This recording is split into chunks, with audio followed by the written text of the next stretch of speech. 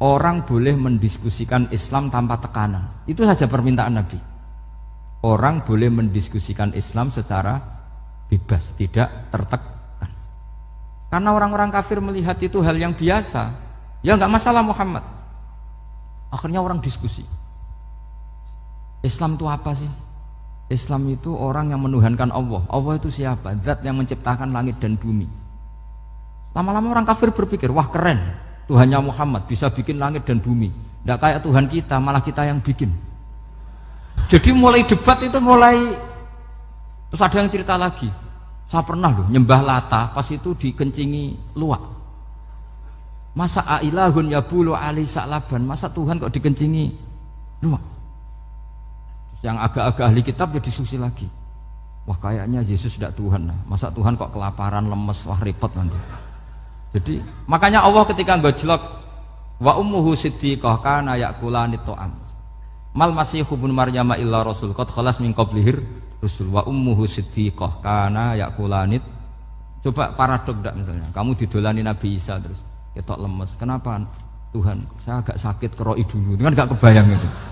Punya Tuhan yang sakit setelah makan sehat terus. Kan enggak kebayang seperti itu. Ketika Nabi punya konsep Tuhan, Tuhannya Muhammad itu siapa? Yaitu zat yang la awalalah, zat yang pertama. Lalu Tuhan itu siapa? Tuhan itu yang menciptakan langit bumi. Tuhan itu siapa? Yang memulai segalanya. Lama-lama mereka berpikir, wah kalau gitu yang benar itu Islam. Maka kata Imam Zuhri, Syihabuddin Az-Zuhri, famaka nafathun fil islami a'zoma min sulhil hudaybiyah. Innama kana an-nasu yatafadhaluna fil hadis wal munaza'ah. Semua teks riwayat itu ada kata wal munaza'ah. Orang bebas ngomong dan berdebat. Munaza'ah itu berdebat. Terus akhirnya falam yatakallam ahadun bil islami yaqilu syai'an illa dakhala fihi. Kemudian setelah berdebat dan mereka tahu Islam, pasti akhirnya masuk Islam. Dan itu yang sekarang terjadi di dunia. Makanya saya pernah ditanya seorang profesor, Gus, kalau di Jogja ada sekolah perbandingan agama, menurut Anda gimana? Asal itu tentang agama, enggak apa-apa. Tapi kalau yang dibandingkan umat Islam itu jangan. Karena nanti kalau di Indonesia kira-kira yang copet itu ditanya agamanya juga Islam, yang koruptor juga Islam. Jadi kalau yang dikaji Islamnya enggak apa-apa, tapi orangnya jangan, kata saya. Karena yang bulat ya banyak, yang enggak sholat ya banyak. Tapi kalau Islamnya saja, misalnya adu konsep tentang Tuhan. Masyhur kita mungkin banyak yang melihat itu debatnya Stanley Fischer sama Ahmad Didat itu. Tuhan kamu siapa ini itu sama Didat cerita Tuhan saya itu lam yalid walam yulad walam yakul lahu kufuwan. Itu spontan ada seorang mahasiswi bilang, sepertinya Tuhan Anda lebih menarik karena Tuhan Anda yang menciptakan langit bumi, yang Tuhan ini kok lahirnya sudah di bumi, masa lahir-lahir langsung jadi Tuhan. Jadi akhirnya falam yatakallam ahadun bil islami yaqilu syai'an illa dakhala fihi. Sehingga agama ini apa? Agama itu adalah kalimat tauhid. Kalimat itu apa? Logika yang terbangun. Nah, ketika logika itu terbangun, maka disebut yusabbitu Allahu alladzina amanu bil qaulis tsabit fil hayatid dunya wa fil akhirah. Allah itu akan menetapkan satu kaul, satu presentasi ilmiah atau satu kesimpulan ilmiah. Yang kesimpulan itu nyata benarnya. Dan ini akan nyata terus baik di kehidupan dunia maupun kehidupan apa? Akhirat. Seperti Allah sebagai Tuhan.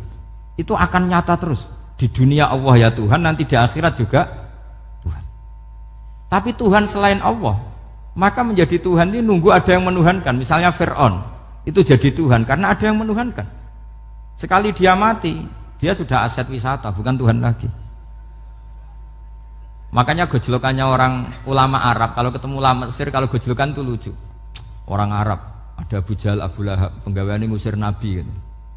Itu gojlokannya ulama Mesir. Kata ulama Arab, kamu gayanya benci Fir'aun, tapi rizki kamu dari wisata melihat Fir'aun, katanya. Itu gojlokannya ulama Arab sama ulama Mesir. Sehingga agama ini mengajarkan apa? Satu kalimat. Makanya kamu harus belajar mantek. Dulu Raden Asnawi ya pengajar mantek. Dulu buyut saya di sini Mbah Fauzan, abahnya Mbah Pah itu, mbahnya itu juga pengajar mantek. Karena di antara yang diceritakan Allah itu wa ja'alaha kalimatam baqiyatan fi aqibih.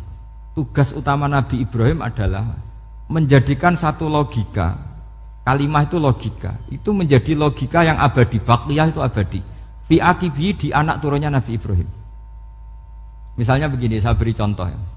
Misalnya saya mengatakan teh ini hitam, itu menjadi kalimah karena diucapkan, tapi tidak menunjuk hakikat karena tehnya berwarna apa?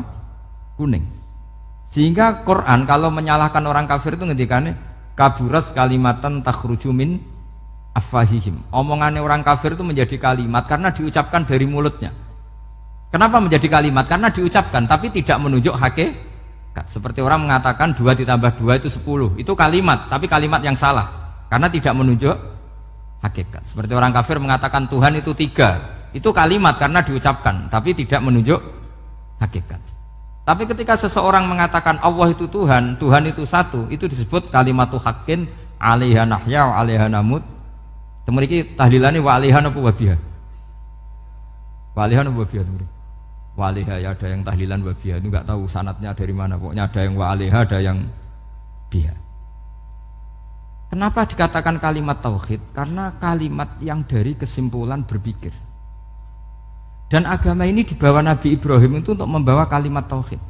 Ciri utama kalimat tadi, kamu yakin seyakin-yakinnya bahwa nisbatul snaini wassalasah wal arba'ah ila ma la nihayata laha itu kanisbatis snaini ilal wahid, yaitu semuanya far'un minal asli. Aslinya adalah wahid. Sehingga di kitab, saya pernah ngaji Mbah Mun, namanya kitab Al-Husunul Hamidiyah, itu dikarang oleh ulama-ulama sekarang, itu diajarkan di MGS. Ini mbah-mbahnya Gus Akil, pendirinya madrasah MGS. Itu ada gambarnya di situ. Di situ ada gambar piramida, ada gambar hewan, ada gambar pohon. Kata yang ngarang, gambar sedetail ini, sejelimet ini dimulai dari nuqtah wahidah, tetap dimulai dari satu titik. Dan ini disebut nuqtatil wujud. Jadi orang kudus sebanyak ini tetap dimulai dari satu orang, yaitu Adam. Adam dimulai dari ketiadaan. Lalu siapa al-mujid? Pewujudnya siapa? Hanya Allah Subhanahu wa ta'ala. Sehingga ulama-ulama termasuk Syekh Nawawi itu paling suka ngendikan semua makna Quran dikumpulkan di Fatihah, Fatihah dikumpulkan di Bismillah, Bismillah dikumpulkan di Ba, karena di Ba itu ada titik nuqtatil wujud, yaitu disingkat bi kana makana wa bi yakunu ma yakun. Karena saya, kata Allah, semuanya akan ada, dan karena saya yang enggak ada, semuanya suatu saat ada. Disebut nuqtatil wujud. Nah, kita meyakini kalau Allah satu itu seyakin-yakinnya, karena nggak mungkin angka nggak dimulai dari angka satu. Begitu juga gambar seapapun julumete. Misalnya sampean gambar zaman saya kecil, gambar paling favorit itu apa? Kambing bertarung. Itu gambarnya kan susah. Daripada gambar kambing bertarung susah terus dibikin kotak saja, tembok. Kalau tanya gurunya, gambarnya mana? Di belakang tembok, Bu. Ini itu dulu saya diwarai anak-anak nakal ya. Jadi semua satu gambar itu disuruh gambar harimau, yang satu disuruh gambar kambing bentrok, yang satu disuruh gambar matahari, semuanya kotak semua. Ini itu Bu, gambarnya di belakang apa? Tembok, maka nggak kelihatan kata. Jadi gurunya kalah cerdas. Yang guru itu sebenarnya nggak pernah menang, karena murid itu lebih pinter.